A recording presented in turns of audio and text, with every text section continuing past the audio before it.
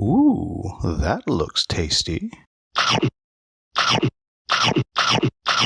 Welcome folks, today the Hungry Gamer is back with another mini preview, and today we're talking about Castellans of Valeria from Daily Magic Games, designed by Isaiah Vallejo with art by D'Amico. Now, this is the third of 4 Valeria games that I actually have to cover. This one actually bumped Siege of Valeria, which I'm pretty excited to try, kind of out of the way because this has a Kickstarter campaign coming up.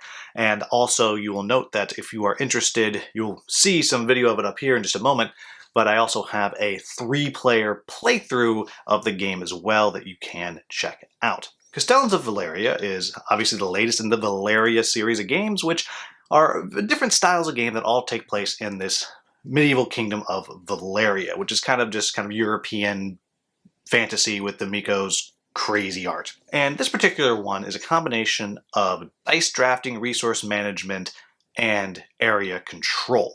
And maybe a little bit of kind of tableau style building mixed in there, but that's mostly what you got. You got area control, resource management, dice drafting.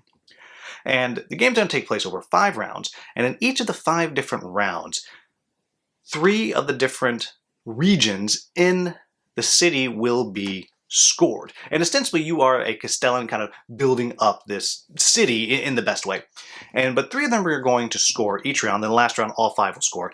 And that's going to be an area control based scoring. And gain your control, you're going to be drafting dice, and as you draft these dice at the beginning of the turn, you're going to get resources for them. Then you'll spend the dice to build manors, which will unlock special powers and bonuses that you're going to have. You might recruit citizens that will also give you various powers or instant effects. You might be putting temples out onto the board, which will not give you a special power, but it will shoot you up these influence tracks faster than all of the other things do. There's going to be monuments that you're going to put out there. You're going to play off all the different things you can put out into the city, and you're going to be able to ship goods. Each turn you're going to have different things that you can sell for points, gold, and or influence, and different resources that you're going to be able to buy. And also, at the end of the round, whoever has shipped the most things are going to wind up getting points based on kind of an area control there as well. And then the last little tidbit there is you're going to be able to actually put ships out onto the board. Now, all of those things I described that you're going to put out very, very quickly are going to be worth control points. They're going to give you 1 point towards dominating each of those regions in each turn. And when you do that shipping action, you can build the ships. You can also sail your ships around to different places, so it'll be active when there is a place where you just need 1 more point to be able to actually win that region when you're scoring. Then at the end of each round, when you get to scoring in each region, the top 3 strongest players, the most control points, are going to get paid out in points, and you're going to go through 5 rounds, and whoever has the most points at the end of it is going to win. Now, that was a very fast overview, but basically, that's what you're doing. You're drafting dice. Those dice are going to give you resources. You're going to spend those dice to build stuff out on the board. You're going to try to build stuff in the places that's going to give you the best influence, which is going to get you stuff as you go through the game and points at the end of the game, and control of the regions. And each round, people are going to pay out points for controlling those regions. Now, what do I like about this game? First, I like the combination that we have of dice drafting and area control. I like that. I also really do enjoy that the board itself has all these different things that you can put out. Putting out manors is going to give you powers.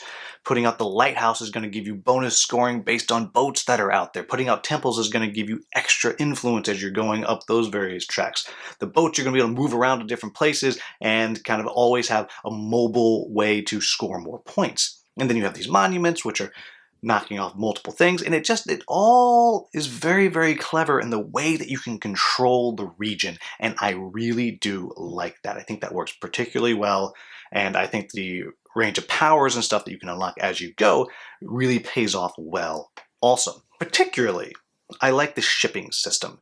There's a new card every round, and there's different things you can buy and sell, and what you're going to get for each one varies as well, and I just really like that because not only are you able to get things you don't have and spend that gold that you have, but you're also going to be able to get just a few extra points there. You don't get tons of points. If you win that every round, it's only worth 15 points, so it's not a ton, but it starts to add up and gives you a reason to kind of just jump in there and go for it and just throw some things out and sell some stuff and get a little bit of gold or get a little bit of influence.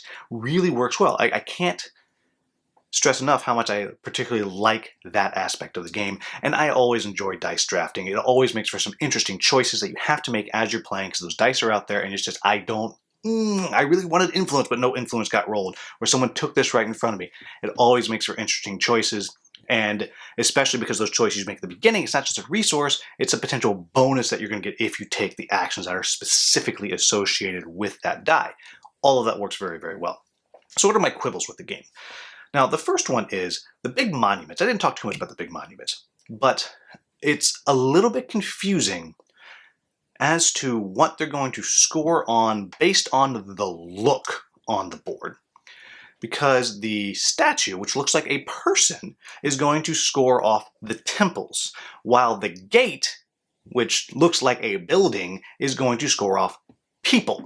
And one of the people that I played with, they just could not keep that in their head, and they got very frustrated about it. And the other part of that is the monuments, they just don't pop nearly as much as I think they perhaps should, so you can easily just look at the board and say, this is what the strength is that's out there. Now, that's a very, very minor quibble. Let me be very clear. I think it's a minor quibble, but it is something to point out, and something that potentially might get adjusted down the road just to make those monuments pop a little bit more. It seems like there's space on the player board, but what do I know? The next quibble is, and this is a kind of a two-parter. The first part of it is, it's very much a point salad game, which I like point salad games, but some people don't like point salad games, so just make sure you know that. It's a point salad game. And along with that, the area control is light and subtle. And what I mean by that is, everything you put out is worth 1. And really, it almost feels like you're getting the area control points as a bonus to the other things you're doing. Now, that's not actually fully true, because you're getting the bulk of the points from the game from the area control, but it can feel like it's just, well, yeah, I can put anything out there, it's going to be 1 point. And that is true. You really have to kind of dig deep into it and start to think, okay, this is going to happen here, but if I wait till my last turn, I can send a ship and get my ship there, and that's going to tip the scales to where I need it. And so you really have to kind of think deep and go further into it if you really want to have that area control influence, or just kind of back and forth. Like, there's some depth for you to get there. And I bring that up because I know you're probably thinking, well, that's just a game, right? You have to, really think about it. But there is so much going on. There are so many different things that affect the scoring, that affect the area control and the points that you get. You have ships, you have manors, you have lighthouses, you have citizens, you have temples, and all of those things. And at the same time, they're also affecting other things as you go around. And the first time or two that you play, that can get lost, and you can feel like you're just missing things. Now, again, I don't think that is a bad thing. Let me be clear. It's just something to be aware of, that the first couple times you play, you're gonna miss things. You're gonna miss strategies. You're gonna miss things that are there, and that will make that area control feel like it is particularly light and just subtle and just kind of tacked on. It's not. It's the core of the game, but you kind of have to dig in to find that a little bit. And then the last thing I'll say is, I think while you can play this game at low player counts, and it does have a solo mode that you can kind of throw in there, I think this game shines at a higher player count. I particularly would love to play this game at max player count, because as an area control game, you're trying to control these different regions, you're trying to get things out there, and dice are disappearing on you. I think that makes the game more interesting to me at the higher player counts, though it certainly does work at the lower player counts. So there you have it, folks. That is Castellans of Valeria. All in all, I enjoyed this. I thought it was fun. I thought it was interesting, and I don't have any Euros in my collection that are doing this combination of things, particularly with the area control. And I do think that makes this game pop out just a little bit, is that it's doing something a bit different. So there you have it, folks. That is Castellans of Valeria. If you're interested in seeing a 3-player playthrough, you can check it out. There's a link down in the description. As always, if you found this video useful, please like, subscribe, share, maybe join the channel. Thank you so much for watching. Have a wonderful, wonderful day.